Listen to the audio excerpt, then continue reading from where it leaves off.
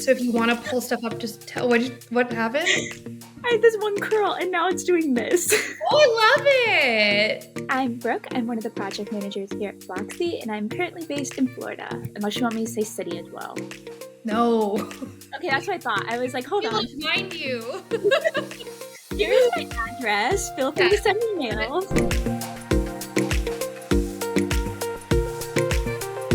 How did you find your way into being a project manager?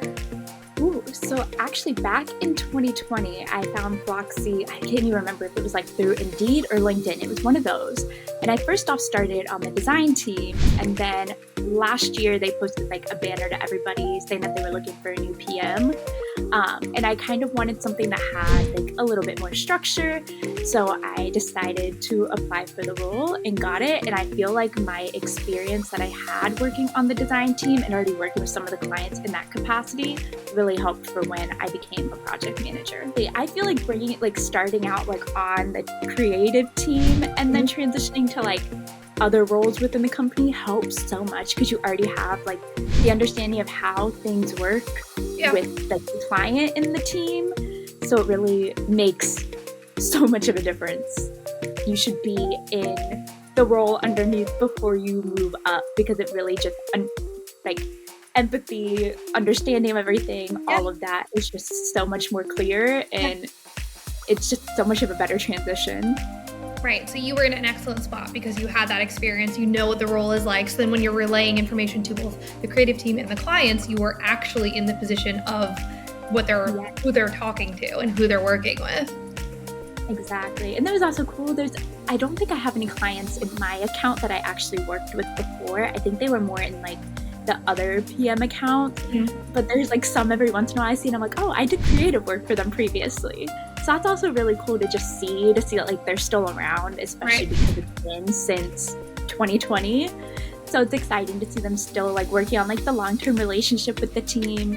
So I love it. So how long did you do graphic design before, obviously now becoming a project manager and maybe even before Flocksy?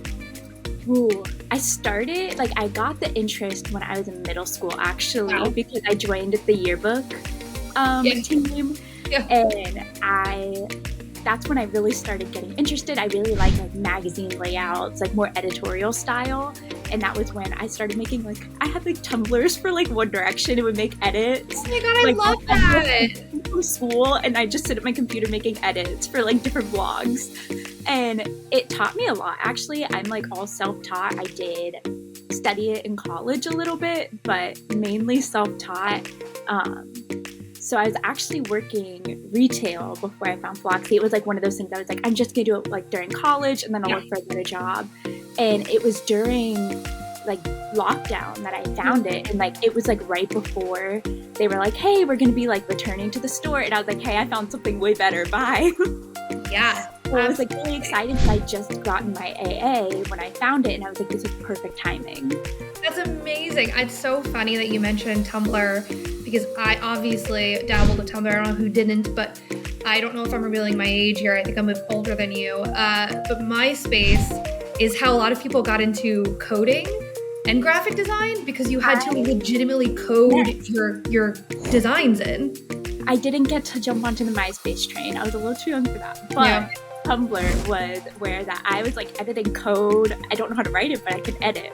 Yeah. Well, honestly, as much as some people probably just see Tumblr as silly, it actually teaches you a lot. Yeah, which I think a lot of the generation now is missing out on with Instagram and TikTok. I mean, I will say, listen, the video editors that are probably going to be coming out of the TikTok generation I can't figure out even half of it.